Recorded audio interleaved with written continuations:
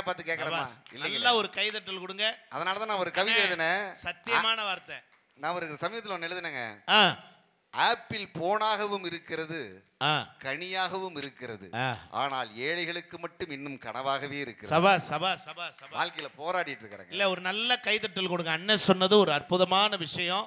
யாராவது அன்னைக்கு உண்மையிலுமே என்ன, எனக்கு அவன் பாத்தீங்கன்னா மருமகன் ஆகிறான். சரிங்க. நான் அவனுக்கு மாமே முறை ஆகிறேன்.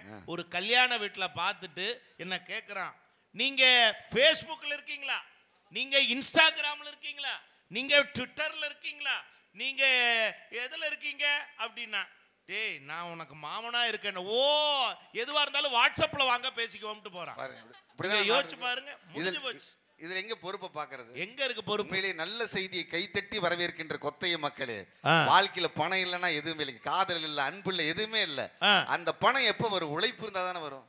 சொல்றதுதான் கவிப்பேரரசு வைரமுத்து ஒரு கவிதையில சொல்வாரு, முள்வேரை எடுத்து ஒரு பொண்ணு போயிட்டு இருப்பா, ஒரு இளைஞன் கிண்டல் பண்ணுமா, ஒத்தையடி பாதையில ஊர்வலமா போறவளே, வெட்டறிவா வச்சவளே விந்தி விந்தி போறது இங்கே, கொண்டையிலே பூமணக்க கொசுவத்தில் நான் மணக்க, தண்டையிலே ஊர்மணக்க தங்கமையில் போறது இங்கே, தூக்கு சட்டி இல்ல, துணைக்கு வர யாரும் இல்ல, காலுக்கு செருப்பும் இல்ல, காட்டு வழி போறது இங்கே. அதுக்கு அவ சொல்லுவா, தூண்டி முள்ளு கண்ணழகா தூரத்தில் பேரழகா, போறவளை கேலி செய்யும் புளிய வித பல்லழகா, ஒம்பளப்பு தரையோட எம்புளப்பு மலையோட, நெத்தி வெயில் பொழுதாச்சு நேரமில்ல விளையாட, எட்டு மேல எட்டு வச்சு எட்டு மையில் நான் நடந்தா, உச்சி பொழுது வரும் உள்நாக்கில் தாக வரும், செத்த எலி மிதந்தாலும் செல்லாத்தா சுனத்தண்ணி, உள்நாக்கு நினைக்கையில உசுருக்கே உசுறு வரும், இண்டம் புதரிலுக்கும் இளந்த மரம் கைகளிக்கும், பொத்த கள்ளி முள்ளு புடவையில நூலெடுக்கும், பொசுக்கென்று மழை வருமோ, போகையிலே புயல் வருமோ, காஞ்ச மர வெட்டையிலே ரேஞ்சர் வருவானோ, எங்கிருந்தோ பய வந்து எச்சில் உழந்து விடும், மாத விளக்கானாலும் பாதியிலே நின்று விடும், கட்டி வச்ச விறகெடுத்து நட்டு வச்சு நான் தூக்க நான் எங்க ஆள் பார்க்க,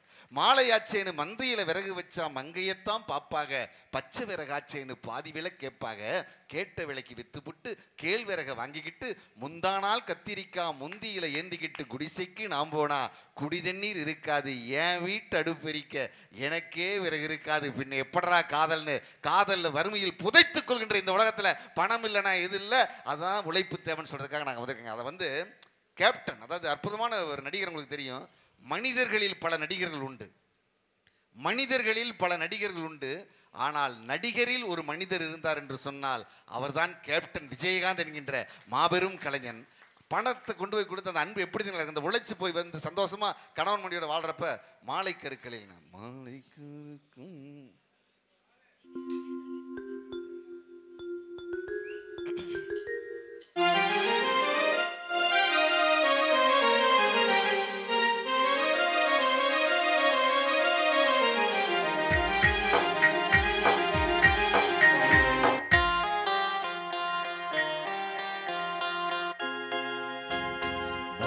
கருக்களில் சோலை கருங்குயில் ஏன் பாடுதோ, சோடிக்குயில் ஒன்று பாடி பறந்தத நான் தேடுதோ, கண்ணுக்குள்ளே வா வா நெஞ்சுக்குள்ளே போ போ, கண்ணுக்குள்ளே வா வா நெஞ்சுக்குள்ளே போ போ, மாலை கருக்களில் சோலை கருங்குயில் ஏன் பாடுதோ, சோடி குயில் ஒன்று பாடி பறந்தத நான் தேடுதோ.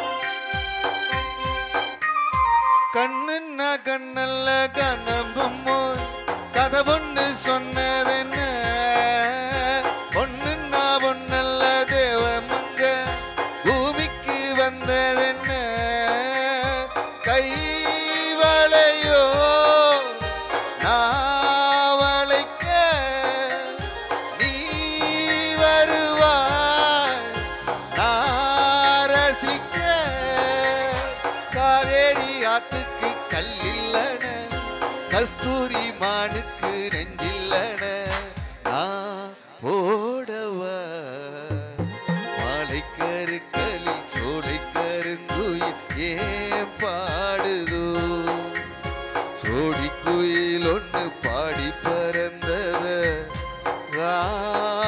தேடுதோ. நல்ல ஒரு கைதட்டல் கொடுக்கலாம் இந்த பாடலுக்கு. இதெல்லாம் இன்னைக்கு யாரும் கச்சேரிகளில் கூட இந்த பாடல்கள் அதிகமாக யாரும் பாடுறதில்லை. அதை உயிரோட்டமாக மக்கள் மன்றத்திலே வெளிப்படுத்திய அண்ணனுக்கு இன்னும் ஒரு நல்ல கைதட்டல் கொத்தைய மண் சார்பாக. இவ்வளவு சந்தோஷமா நீங்க பாராட்டுறீங்களே, வீட்டுக்கெல்லாம் போனா என் பொண்டாட்டி என்ன மதிக்கவே மாட்டேங்கிறாங்க. அப்படியே என் மரியாதைக்குரிய சகோதரி 2 பேர் இருக்காங்க. நீங்க கேளுங்க இந்த நியாயத்தை. நான் தூங்கிட்டு இருப்பேன், என் பொண்டாட்டி என்ன எப்படி தெரியுங்களா எழுப்புவாப்ல? இங்கேயா தூங்கிட்டு இருப்பீங்க? இல்லைங்க, வீட்லங்க பக்கத்துல வருவா, கவிதை பேசி எழுப்புவா. உங்கள் மனைவி உங்களை கவிதை பேசியே கண் துயில வைப்பார்கள். எப்படி தெரியுங்களா? காலையும் நீயே மாலையும் நீ, அடடா, இரவும் நீயே பகலும் நீ, அடடா, விடிஞ்சு போச்சு எந்திரி நான் ஏன்பா. என்ன ஒரு மானங்கட்ட பொழப்படா மாணிக்க. அந்த பொழப்பு தாங்க. கல்யாணம் புதுசுல என்ன பார்த்து, ஏங்க தோசை ஊத்தவா, ஆஹா, ஏங்க தோசை ஊத்தவா, ஏங்க தோசை ஊத்தவா, இப்ப யோ தோசை ஊத்துவா, யோ தோசை ஊத்துவாங்கிறாங்க. கல்யாணத்தன்னைக்கு ஒரு பொண்ணை காட்டுறாங்க, கல்யாணத்தன்னைக்கு ஒரு பொண்ணை காட்டுறாங்க, அதுக்கப்புறம் காட்டுன்னு காட்டுறாளே நடுவர்களே, அதை கேட்க ஒரு நியாயத்தை தேடி தான் இங்க வந்திருக்கிறேன். நல்லா கேளுங்க. திருவள்ளுவரை விட என் பொண்டாட்டி வசதிங்கய்யா. இங்க பாருங்க, ஏதோ வாய் வார்த்தைக்காக வந்ததையெல்லாம் சொல்லாதீங்கன்னு. திருவள்ளுவரை விட உங்கள் வீட்டு அரசி, உங்கள் இல்லத்தரசி உயர்ந்தவர். எந்த வகையில? வள்ளுவர் கூட 1.25 அடியில தான் வாழ்க்கையை புரிய வச்சாரு. என் பொண்டாட்டி ஒரே அடியில வாழ்க்கையை புரிய வச்சுட்டாங்க. அவ்வளவு வேதனைங்க. அந்த வேதனையை பாருங்க. ஒரு நாள் நிகழ்ச்சியில நான் இங்க படுத்திருந்தேன். இந்த இடத்துலயா? இல்ல வீட்டுல. என் பொண்டாட்டி அங்க படுத்திருந்தா, என் பசங்க 2 பேரும் நடுவுல படுத்திருந்தாங்க. அடடா, பொதுவா அன்பு வர்றது சகஜம் தாங்க. ஆமா. என் மனைவியை பார்த்து நான் பாடினேன். என்ன பாட்டு? Sir Velu sir Rara sir. இதுக்காக நல்லா கை தட்டுங்க. என்ன அற்புதமான இசை கலைஞர் மஞ்சுநாதன் கூட்டு வந்திருக்கிறாரு. உங்க மனைவியை பார்த்து நீங்க பாடும்போது எதுக்கு வேலு சார் அழைச்சீங்க? ஏங்க ஒரு மூடு கிரியேட் பண்றதுக்குங்க. ரெடி? ராரா சசுக்கு ராரா ராரா தக்கு ராரா. உடனே அவ என் மனசு புரிஞ்சு தோம் தோம் தோம் தோம் தோம் தோ. ஓ, திடீர்னு நடுவுல படுத்து என் பையன் எந்திரிச்சு லக லக லக லக லக லகன்னா நேரா வந்துட்டேங்க. என்னாச்சு? பாப்பு அந்த நாயும் சேர்த்து என்ன ஒரு போட்டோ எடு சீக்கிரம். அந்த நாயோட சேர்த்து என்ன ஒரு போட்டோ எடு. மலார் வேகமா எடு. எடுத்துட்டியா? அப்பாடா, ரொம்ப திருப்தி. ஏன் நாயோட சேர்த்து என்ன ஒரு போட்டோ எடுக்க சொல்றேன்னு கேட்கல. என் வீட்டம்மா சொல்லுவா, உன் பேச்செல்லாம் எந்த நாய் கேட்கும்னு. இந்த நாய் கேட்டதுன்னு கொண்டு போய் அங்க காட்டு வேணா. ஆனா எல்லா பட்டிமன்றத்துக்கும் நாய் வந்துருது. ஆமா, பொதுவான நாய் இல்லைங்க. பட்டிமன்றத்துல நியாயமா பேசுறோம்ல, அதனால நியாயமா இருக்கு. நீங்க லட்சுமி நாராயண விட்டு கொஞ்சம் தள்ளியே இருக்கு, அதான் உங்களுக்கு நல்லது. இல்ல நிறைய பேர் தப்பா நினைக்கிறீங்க. இல்ல நாங்க சரியா தான் சொல்றோம். எங்கிட்ட இருந்ததுனாலதான் லட்சுமி நாராயணுக்கு அதை ஒட்டிச்சுங்க. அந்த வைரஸை பரப்புறதே நீங்க தானா? ஆனா கொஞ்சம் என்ன நடுவர்களே, இவ்வளவு போராட்டமே வாழ்க்கையில எவ்வளவு போராடுற. அன்னைக்கு ஒண்ணு இல்ல, ஒரு பாட்டு. கண்ணாளனே எனது கண்ணை நேற்றோடு காணவில்லை, இதான பாட்டு. என் முன்னாடி என்ன பார்த்து எப்படி பாடுற? சண்டாளனே எனது கண்ணை நேற்றோடு காணவில்லை. இல்ல நீங்க ஒரு பாட்டு பாடுனீங்கன்னா 3 மணி நேரத்துக்கு கேட்கற மாதிரி வைக்கிறாரு. அட்டகாசமா வைக்கிறாருங்க. அவருக்கு ஒரு நல்ல கைத்தட்டல் கொடுக்கணும். அற்புதமா பாடுறாரு. நல்லா எங்க பொண்டாட்டி பாருங்க. நான் என் வேதனையோட என் போன் ரிங் டோன் என்ன தெரியுங்களா? எந்த புருஷனும் நல்ல புருஷன் தான் கல்யாணம் பண்ணையிலே அவன் நல்லவனாவதும் நாசமாய் போவதும் பொண்டாட்டி அமைவதிலே, பொண்டாட்டி அமைவதிலே. நானாரோ இங்கு தாளாட்ட நானாரா. இப்ப இந்த மக்களை கைத்தட்ட சொன்னீங்கன்னா விஜய் டிவில பாடின ஒரு பாட்டை பாட போறாங்க. அப்படியா? ஆமா. நல்ல கைத்தட்டுறீங்களா? ஒரு கைத்தட்டல் கொடுங்க. விஜய் டிவி KPY சீசன் 7ல நீங்க அங்க பெர்ஃபார்ம் பண்ண பாட்டை நம்ம கொத்தைய மக்களுக்காக கும்பாபிஷேக கலை விழாவுல பாடுறீங்க. ஆமாங்க. ஒரு கைதட்டல் கொடுங்க. இதுக்காகவே நம்ம கைதட்டல் கொடுங்க. இந்த ரிதத்தோட கொடுங்க, இந்த டைமிங்கோட கொடுங்க. ரிதம் பேட கொடுத்துறதா? இன்னைக்கு எல்லாம் பெண்கள் யாரும் மாவாட்டுறது இல்ல. மாவு பாக்கெட் வாங்கிட்டு வரமா வீட்டுக்கு வந்துச்சு. பொறுப்பின் அடையாளம் எப்படி பாடுதுங்கிறத மட்டும் பாடி காட்டுறேன் பாருங்க. ரெடியா? Ready start. நீங்க அவங்க தான். Ready start sir. Ready 1 2 3. Dosa opening கொடுக்குறீங்களா? கிளாப். ஆஹா அருமை அருமை. ஆஹா சார்.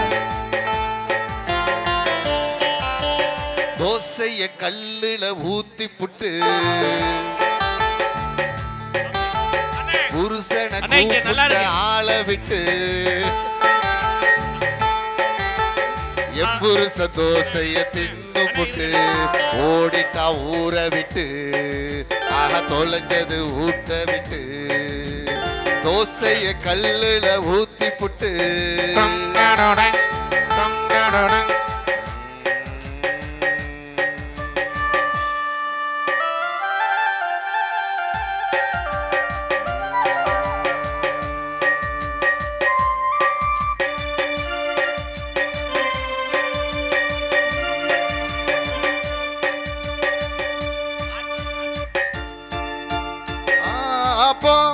இடியாப்போ கல்லுல ஊத்துன ஊத்தாப்போ பணியாரம் பலகாரம் தேவை இல்ல உபகாரம் வெந்திருச்சு தோசை வெந்திருச்சு நொந்திருச்சு மனசு நொந்திருச்சு ஏன் வீட்டை விட்டு ஓடி போன புருஷன் திரும்பவும் வந்துருச்சு புருஷனை பார்த்த எங்க வீட்டு நாயும் பிச்சிட்டு ஓடிருச்சு தோசைய கல்லுல ஊத்தி போட்டு எம்புருஷன் தோசைய தின்னு புட்டு ஓடிட்டா ஊற விட்டு ஆக தொலைஞ்சது ஊட்ட விட்டு ஓடிட்டா ஊற விட்டு ஆக தொலைஞ்சது ஊட்ட விட்டு. எப்படி பாத்தீங்கன்னா இவ்வளவு பாடுகள் இருக்குங்க. ஆனா உண்மையிலுமே அருமையா பாடின அண்ணனுக்கு ஒரு நல்ல கைதட்டல் கொடுக்கலாம். அண்ணன் இங்க ஒரு அதிசயம் நடந்தது பாத்தீங்களா? நீங்க முக்கி முக்கி பாடிக்கிட்டு இருக்கீங்க, அடிவயிறுல இருந்து எக்கி எக்கி பாடிக்கிட்டு இருக்கீங்க. இது ரெண்டு டீ இதுல குட்டை பிஸ்கட்டை முக்கி முக்கி சாப்பிட்டுக்கிட்டு இருக்கு.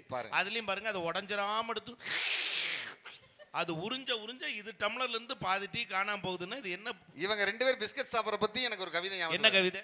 2 தங்க பிஸ்கட்டுகளே பிஸ்கட் சாப்பிடுகிறது.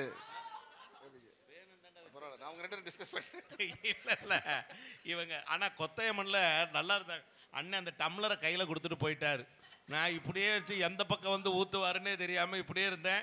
அவங்க ஒவ்வொருத்தரா ஊத்திட்டு வந்தாங்க. நான் மட்டும் வேணான்ட்டேன். ஏன்னு வைங்களேன், கொஞ்சம் அசைஞ்சு வேட்டியில கொட்டிருச்சுன்னு வைங்க டீ. சரி, நான் இப்ப உங்களை பார்த்து கேள்வி கேட்கிறேன். 7 ஜென்மத்துக்கு இப்ப இருக்கிற இதே வீட்டுக்கார தான் நினைக்கிற பெண்கள் கை தூக்குங்க பார்க்கலாம். ஒருத்தர் கூட தூக்கல. என்னங்க ஊரு கொத்தையத்துல வந்து ஒரு ஏங்க பாத்தீங்களா? 7 ஜென்மத்துக்கும் இதே வீட்டுக்கார தான் வேணும்னு நினைக்கிற பெண்கள் யாருமே கை தூக்கவே இல்லை. அங்க ஒரு அக்கா கையை தூக்குறாங்க. ஒரு அக்கா தூக்கிட்டாங்க. அவர் லேடிஸ்ட கேக்குறாரு, நீ ஏமா கையை தூக்குற? யாருமே தூக்கலாம். ஆனா ஆண்கள் தூக்குவாங்க பாருங்க. அங்க ஒரு சகோதரி தூக்குறாங்க. ஒருத்தர் 7 பிறவிக்கும் இந்த பிறவியில வாச்ச வீட்டுக்காரே வேணுங்கிற பெண்கள் கை தூக்குங்கன்னு அங்கொன்றும் இங்கொன்றுமாக நம் சகோதரிகள். மற்றவங்க எல்லாம் ஏன் இறுக்கி கையை கட்டி வச்சிருக்கீங்கன்னே தெரியல, என்ன அர்த்தம்னு புரியல. அங்க ஒரு அக்கா மண்ணவாரி தூத்துற மாதிரியே உட்கார்ந்துருக்காங்க. இதே ஆண்கள்ட்ட கேட்கிற 7 ஜென்மத்துக்கு இப்ப இருக்கிற இதே மனைவி தான் வேணும்னு நினைக்கிற ஆண்கள் கை தூக்குங்க பார்க்கலாம். அண்ணே அண்ணே அண்ணே அண்ணே அங்க பாத்தீங்களா இல்லையா? அந்த அண்ணன் கையை தூக்கல, பக்கத்துல அந்த அக்கா அவன் கேட்கறான் தாடிக்காரன், நீ தூக்கம் என்ன பண்ற தூக்கு அப்படின்னு அல்ல எலும்புல அப்படி போட்டு வந்துறாங்க. யாருமே கை தூக்கல. ஒரு ஆளு தெரியும்ல. ஆனா பெண்கள் பாத்தீங்கன்னா மனசுக்குள்ள நினைக்கிறாங்க. அண்ணே இப்ப நீங்க என்ன கேள்வி கேட்டீங்க? 7 ஜென்மத்துக்கு இப்ப இருக்கிற இதே புருஷன் தான் வேணும்னு நினைக்கிற பெண்கள். சரி, ஆண்கள்ட்ட என்ன கேட்டீங்க? 7 ஜென்மத்துக்கு இப்ப இருக்கிற இதே மனைவி தான் வேணுமா? அவங்களுக்கு புருஷன், அவங்களுக்கு மனைவி அப்படி சொன்னீங்கல்ல. இதுக்கு சிலர் கை தூக்குனாங்க, பலர் கை தூக்கல. ஆனா இப்ப நான் ஒண்ணு கேக்குறேன். சொல்லுங்க. 7 ஜென்மத்துக்கும் இந்த பிறவியில வாச்ச தாய் தகப்பனே வேணும்னு நினைக்கிறவங்க ஒரு கை தட்டுங்க பாப்போம், கை தூக்குங்க பாப்போம். அங்க பாருங்க எப்படின்னு. ஆஹா, என்ன வருது? தன் வயிற பட்டினி போட்டு என்னுயிர வளர்த்தவளே, தன்னந்தனியாயிருந்து கரை சேர்த்தவளே, நோயாளி நான் கிடந்தா நோம்பிருக்கும் ஆத்தா, தீமூண்டு தீர்ந்திடும் மானம் கணக்கு பார்த்தா, பெத்தவள தள்ளி வச்ச பாவத்துக்கே கூட வந்து கொல்லி வைக்க கூடலியே, என்னை ஆற்றிடவும் தேற்றிடவும் அன்னை போல யாரு, என் தாயனும் கோவிலை காக்க மறந்திட்ட பாவி அடிக்கிளியே, என் வாயும் பயிரையும் போற்றி வளர்த்திட்ட பாவி அடிக்கிளியே, என்னை தொட்டாலும் பார்த்தாலும் தோஷம் அடிக்கிளியே, எட கீழேழு ஜென்மத்திலும் மோட்சம் இல்லை கிளியே. அதுக்காக தான் தாய் கை தட்டியிருக்காங்க. இளையராஜாவின், அதாவது இசைஞானி இளையராஜாவினுடைய இசையில கவிஞர் பொன்னடியானுடைய அற்புதமான வரிகள்ல நீங்க பாடின பாட்டு உண்மையிலுமே நிறைய தாய்மார்கள் அப்படியே ஒரு மாதிரி நெகிழ்ந்து அந்த பாட்டை கேட்டாங்க. ஆனா நிறைவா ஒரு செய்தியோட, ஏன்னா இன்னும் 3 பேச்சாளர்கள், அதுக்கு பிறகு தம்பியினுடைய படுகள நிகழ்ச்சி இருக்கிற காரணத்தினால கொஞ்சம் விரைவா போறோம். நிச்சயமா நடுவர்களே, நான் வேகமா 2 செய்தி சொல்லி நான் நிறைவு செய்கிறேன். அற்புதமான மேடை, உண்மையிலே தரமா இந்த மேடைக்கு வந்ததை நான் மிகவும் பாக்கியமாக கருதுகிறேன். அதாவது ஒரு கிறிஸ்தவராக பிறந்தால் வாழ்க்கையில் ஒரு முறையாவது ஜெருசலேம் சென்று வர வேண்டும், ஒரு இஸ்லாமியராக இருந்தால் வாழ்க்கையில் ஒரு முறையாவது மெக்கா சென்று வர வேண்டும், ஒரு இந்துவாக இருந்தால் வாழ்க்கையில் ஒரு முறையாவது கைலாயம் சென்று வர வேண்டும், ஒரு பேச்சாளராக இருந்தால் அவன் ஒரு முறையாவது இந்த கொத்தையம் கிராமத்தில் வந்து பேச வேண்டும் அப்படிங்கிற ஒரு கம்பீர மனசுக்குள்ள வருதுங்க. நான் பெருமைக்காக சொல்லலண்ணே, இங்க உள்ள மண்ணுக்கு, அதாவது கிராமத்துக்குள்ள வரும்போது ஐயாலாம் உட்காந்துருக்காங்க பெரியவங்க, எனக்கு இவங்க எப்படி கேட்பாங்க எப்படி ரசிப்பாங்க அப்படின்னு ஒரு பெரிய சந்தேகம் இருந்துச்சு. ஏன்னா மக்களுடைய ரசனை எப்படி இருக்குன்னு தெரியலையே, ஏன்னா மக்களுடைய ரசனையில தானே வெற்றி இருக்கு. ஏன்னா நான் ஒரு தொலைக்காட்சி, இங்க எல்லாரும் ஒவ்வொரு தொலைக்காட்சியில் இருக்கோம். ஐயா உண்மையா சொல்றேன், மனதின் ஆழத்திலிருந்து சொல்லுகிறேன், கலைவாணர் அரங்கம், காமராஜர் அரங்கம், ஏசி அரங்கங்கள்ல தான் பெரிய படப்பிடிப்புகள்லாம் நடக்கும். அந்த படப்பிடிப்புகள் எப்படி உட்கார்ந்து கேட்டுக்கிட்டு இருப்பாங்க தெரியுங்களா? பேச்சாளர்கள் இப்படி பேசும்போது ஐஸ்கிரீம் சாப்பிட்டுக்கிட்டு பாப்கார்ன் சாப்பிட்டுக்கிட்டு செல்போனை நோண்டிக்கிட்டு உட்கார்ந்து கேட்டுக்கிட்டு இருப்பாங்க. ஆனால் அதெல்லாம் ரசனையே கிடையாது. கொத்தயம் கிராமத்து மண்ணிலே நீங்கள் ரசிப்பதுதான் உண்மையான தமிழனுடைய ரசனை என்று நிரூபித்திருக்கிற உங்கள் அத்தனை பேருக்கும் மீண்டும் எங்கள் பட்டிமன்ற குழுவின் சார்பாக இதய நன்றிகள். அதே மாதிரி நான் இன்னும் நன்றி. நம்ம 3 பேரும் அந்த பக்கம் ஒரே இதா இருந்த அந்த செல்ஃபி எடுக்கிறப்ப உண்மையிலே எனக்கு இதயம் கலங்குச்சு. நிச்சயமா நாங்கள் வெறும் 50 ரூபாயில் இந்த பேச்சை துவக்கினோம். இன்னைக்கு வாழ்க்கையில உயர்ந்திருக்கிறோம் சொன்னா உங்கள் கைத்தட்டல் மூலமாகத்தான் உயர்ந்திருக்கிறோங்கிறத வாழ்க்கையில என்னைக்கும் மறக்க முடியாதுங்க. ஒரு வார்த்தை, சத்தியமான வார்த்தை, வீடியோ போகுது, நாங்க பொய் சொல்லல. 50 ரூபாய் கூட இல்லாம தேங்காய் மூடிக்கும் சர்க்கரை பொங்கலுக்கும் கூட நாங்கள் பேசி இருக்கிறோம். ஆனா அந்த தாய் அந்த சர்க்கரை பொங்கலுக்காகவும் தேங்காய் மூடிக்கும் பேசியவர்கள் தான் இன்றைக்கு நேரம் கொடுக்க நாள் கொடுக்க நேரம் இல்லாமல் ஓடிக்கொண்டிருக்கிறோம் என்று சொன்னால் அந்த தாயின் அருளும் இப்படிப்பட்ட ஆசீர்வதிக்கின்ற நல்லோர்களினுடைய ஆதரவும் தான் அதுக்கு காரணம். நிச்சயமா. ஆக ஒரே ஒரு கவிதை சொல்லி நான் நிறைவு செய்றேன். சொல்லுங்கண்ணே, சொல்லுங்க. டைம் இருக்குங்களா? ஒரு சுருக்கமா சொல்லுங்கண்ணே. அதான் ஆண்களுடைய உழைப்புக்காக, அந்த ஆண்களுடைய தியாகத்திற்காக, ஆண்களுடைய அன்புக்காக ஒரே ஒரு விஷயத்தை சொல்லி நான் நிறைவு செய்கிறேன். 10 லட்சம் ரூபாய் போட்டு ஒரு காரை மனைவிக்கு பிரசன்ட் பண்ணா கணவன், அந்த காரை முதல் எடுத்துட்டு போறப்ப அந்த பொண்ணு ஒரு பக்கம் இடிச்சிட்டாப்ல. ஐயோ வீட்டுக்கார் திட்டுவாருன்னு நினைச்சு தயங்கி நின்னப்ப ஒரு கடிதம் இருக்கு. அதில் பார்த்தா அவங்க வீட்டுக்காரோட கையெழுத்து என்ன எழுதியிருக்காருன்னு